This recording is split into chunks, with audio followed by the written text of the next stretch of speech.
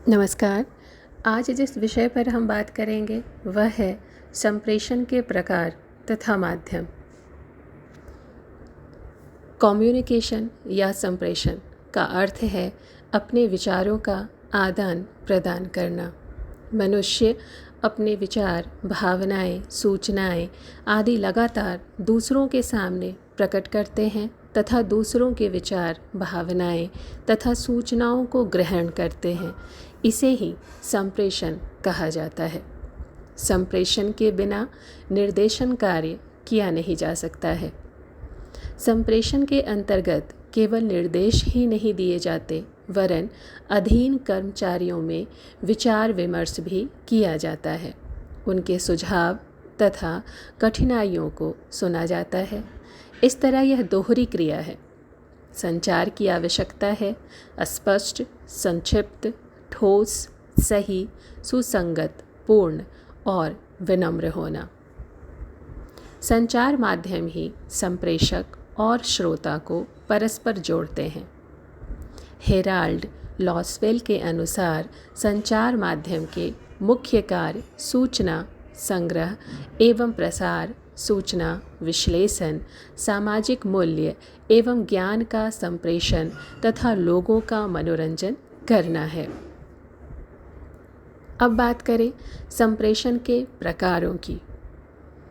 संप्रेषण के प्रमुख प्रकार हैं मौखिक संप्रेषण, लिखित संप्रेषण, औपचारिक संप्रेषण, अनौपचारिक संप्रेषण, अधोमुखी संप्रेषण, ऊर्ध्वमुखी संप्रेषण, क्षैतिज संप्रेषण। औपचारिक संचार में सूचना को आदेश की एक श्रृंखला का पालन करना चाहिए। इसके विपरीत अनौपचारिक संचार किसी भी दिशा में स्वतंत्र रूप से आगे बढ़ सकता है। औपचारिक संचार में पूर्ण गोपनीयता बनाए रखी जाती है, लेकिन अनौपचारिक संचार के मामले में गोपनीयता का रखरखाव बहुत कठिन काम है। मनुष्य दो प्रकार से संप्रेषण करता है। भाषिक संप्रेषण में हम उच्चरित या लिखित भाषा के माध्यम से संप्रेषण करते हैं। भाषा से इतर संप्रेषण में मनुष्य इंगित द्वारा हाव भाव के माध्यम से अपने विचार संप्रेषित करते हैं। संप्रेषण के ये दोनों माध्यम परिपूरक भी हो सकते हैं, यानी व्यक्ति दोनों का एक साथ भी उपयोग कर सकता है।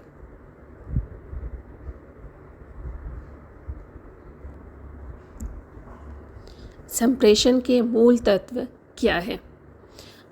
यहाँ 4 तत्व महत्वपूर्ण हैं: संप्रेषक, संदेश, माध्यम और प्रापक। संप्रेषण प्रक्रिया के अध्ययन और विकास के साथ इसके अन्य तत्व भी सामने आए, जिनकी संप्रेषण में महत्वपूर्ण भूमिका होती है। संप्रेषण में विचारों का आदान प्रदान होता है, लोग आपस में बातचीत करते हैं और एक दूसरे की समझ भी विकसित करते हैं। संप्रेषण तब प्रभावी होता है जब प्रेषक और प्रापक विषय की आपसी समझ विकसित करते हैं।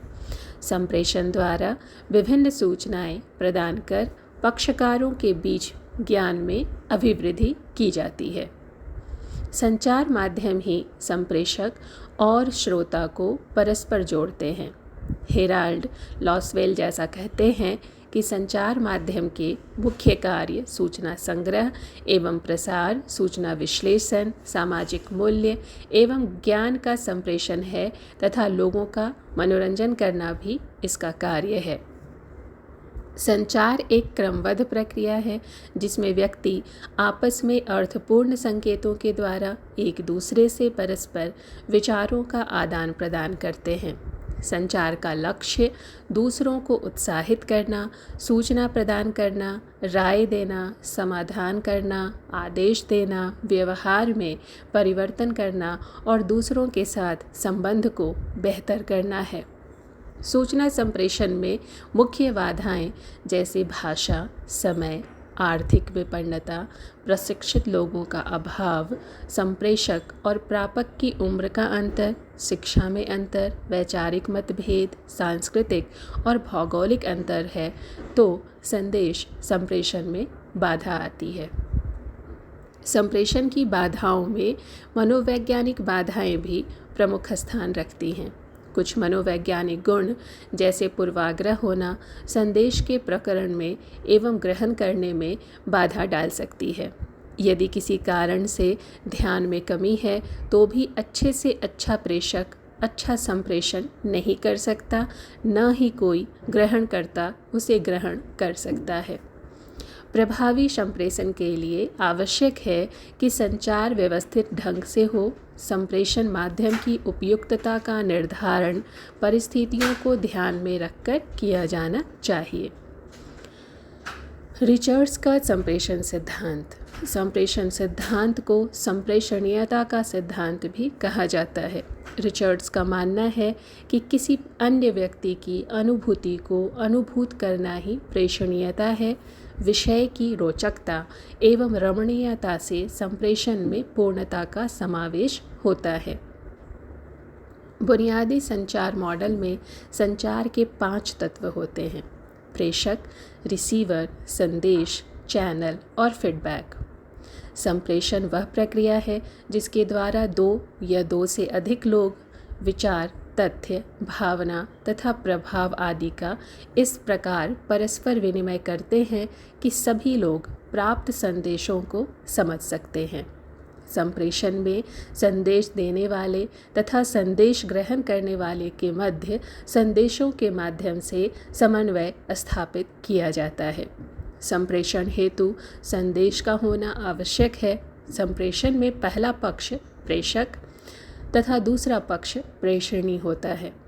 संचार में एक माध्यम, एक प्रणाली या चैनल होता है जिसके माध्यम से एक वक्ता या एक लेखक अपने दर्शकों को संबोधित करता है। यह एक आउटलेट है जिसका प्रेषक अपने दर्शकों के लिए अर्थ व्यक्त करने का उपयोग करता है और इसमें लिखित, मौखिक या अशाब्दिक तत्व शामिल हो सकते हैं।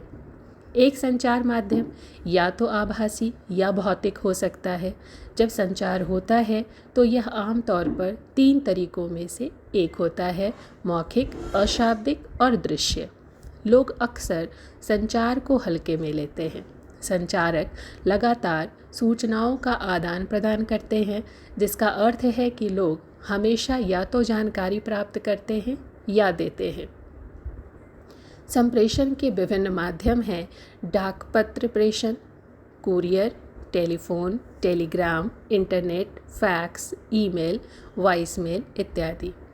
संचार 3 प्रकार के होते हैं, जिनमें शामिल है मौखिक संचार, जिसमें किसी संदेश का अर्थ समझने के लिए किसी व्यक्ति को सुनना शामिल है; लिखित संचार, जिसमें संदेश पढ़ा जाता है; और अशाब्दिक संचार, जिसमें किसी व्यक्ति का अवलोकन करना और अर्थ का अनुमान लगाना शामिल है।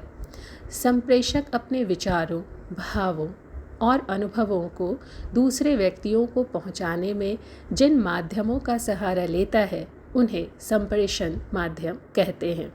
ये माध्यम शाब्दिक या अशाब्दिक दोनों हो सकते हैं। टेलीग्राम, समाचार पत्र या मैगजीन संप्रेषण माध्यम होते हैं। यह माध्यम लिखित, मौखिक, सांकेतिक, औपचारिक, अनौपचारिक इत्यादि होते हैं। संप्रेषण माध्यम का चयन संप्रेषण के उद्देश्य, गति एवं प्राप्तकर्ता की परिस्थितियों के अनुसार किया जाता है। संप्रेषण माध्यम का चुनाव करते समय प्रेषक यह ध्यान रखता है कि उसे कब और क्या संप्रेषित करना है।